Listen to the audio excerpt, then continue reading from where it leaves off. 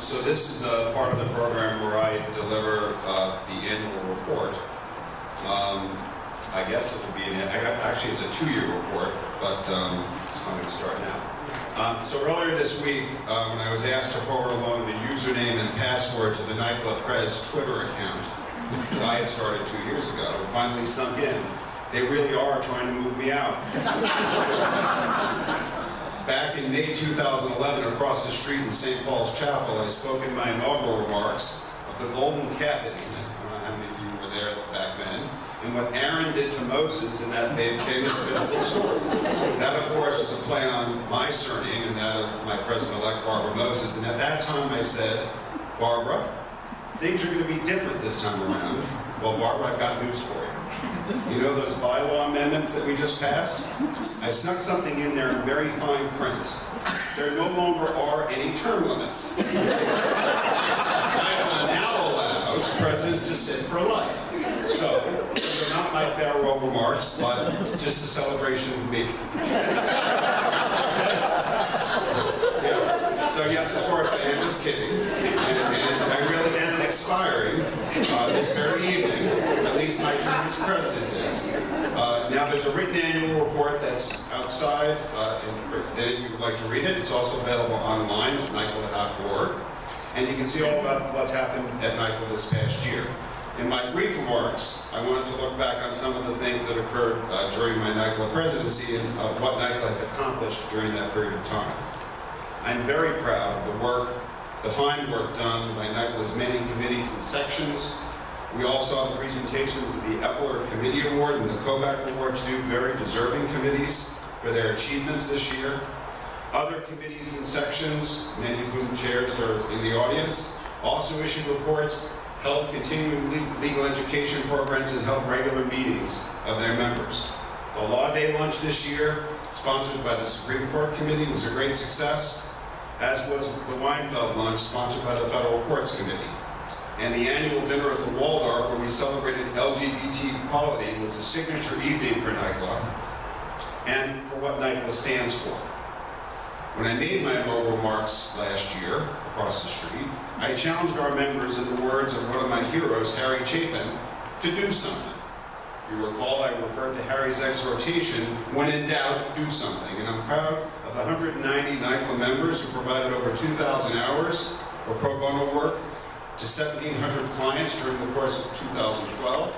I'm proud of the members of the NYCLA Minorities in the Law Committee who spent countless hours reviewing resumes and conducting interviews of the exceptional candidates we had this year for the Judge Harold Baer Jr. and Dr. Suzanne Baer Minority Judicial Internship Program, and of the deserving interns who were selected and have already started work.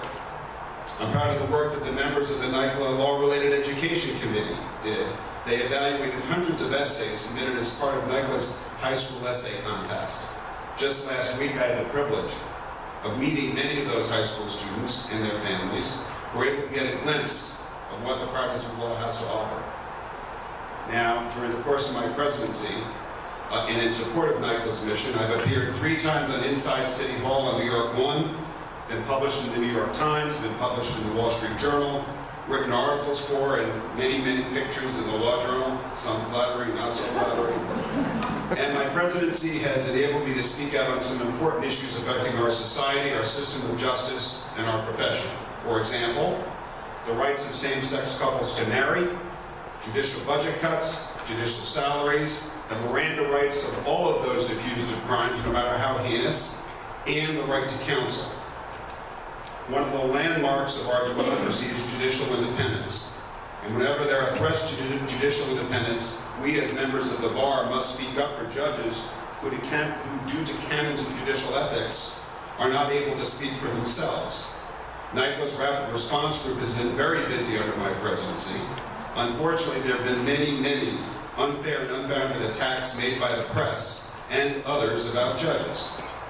On those occasions, NYCLA has spoken forcefully in support of those judges, in letters to the editor, public statements that we have made and published far and wide. And we send these letters and make these statements, we're seeking to educate the bar and members of the public. To be sure, the First Amendment protects statements that are made about judges, However, unfair and inaccurate statements made about judges and the cases pending before them have no place in a democratic society. Now, before I close, I want to thank a number of people. First of all, Sophia Giancopoulos, standing in the back of the room. Nicholas Carlos. It's been a real pleasure and an honor working with you, even as you asked me to sign what seemed like countless number of checks and contracts. Marilyn Flood, Nicholas Council. And I'd also like to thank all the other NYCLA directors and staff for all they do for the association. I'd also like to, we should clap for them, right? I'd also like to thank my law firm, Arnold & Porter. Your commitment to pro bono is legend. As many of you know, Arnold & Porter was pro bono counsel of Clarence Earl Gideon in the infamous Gideon against Wainwright case, which we celebrated the 50th anniversary of in this very room here at a special program at NYCLA back on March 18th. Also, Arnold & Porter represented Troy Davis, the Georgia death row inmate, in what ultimately was an unsuccessful quest to avoid the death penalty. Those are just two of the many, many cases that Arnold & Porter has handled. Arnold & Porter has been very generous to NYCLA, both financially and by supporting me these past 2 years as I've worked on behalf of the association. I am truly grateful to the firm and to my colleagues and friends, many of whom are here, who provided so much support. Barbara, our incoming president, I'm looking forward to your presidency. I know you'll be great, and I mean that sincerely. Your wisdom, poise, and writing talent will be great assets to the association, as they've been in the past. And Lou Tesser and Carol Sigmund, your turn is coming. We'll be here before you know it. The time just flies by. And finally, thanks to my wife, Christine, and my children, Harrison, Carolyn, and Elizabeth, who are here this evening. Thank you for coming, for being so patient and understanding with all of my commitments. Now, in closing for my swan song, and I mean that literally, I chose a number that many of you don't know was written by John Denver, but was made famous by Peter, Paul, and Mary. And I've asked my good friend Peter Dizozza to join me on the dais for this.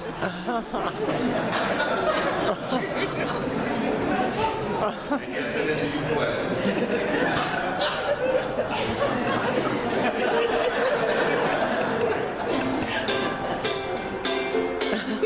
You have the right song? I began in the springtime of my 53rd year, coming here to a place I've been many times before. That's actually the wrong song. That was a John Denver song, sung by John Denver. Now we do the right song. You ready, Peter?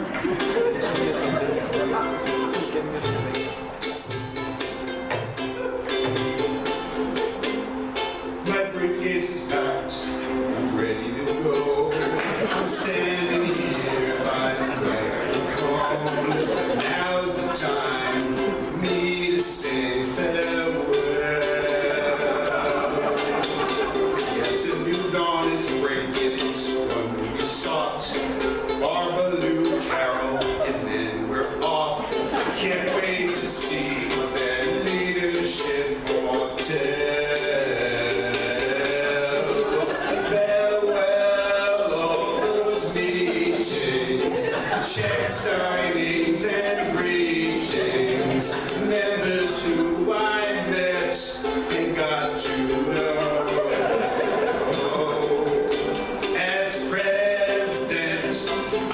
Expiring, and it's been very tiring, but yet I hate to go. There's so many programs that come and gone, so many times I dined around. I tell you now, I will miss it all. Every place I go, I'll think of you. Barbara didn't know I'd sing for you. Soon I'll be on that wall.